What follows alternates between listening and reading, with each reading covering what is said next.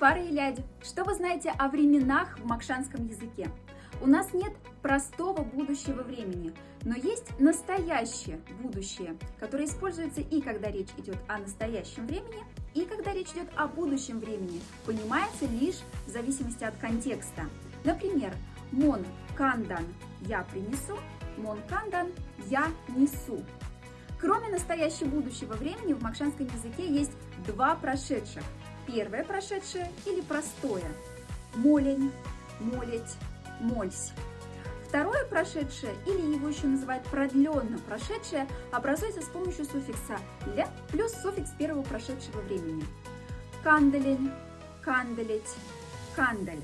Второе прошедшее время используется, когда надо подчеркнуть, что действие совершилось во время совершения другого действия, и оно является многократно повторяющимся. Например, сон удаль мазярда мон тунь покудима.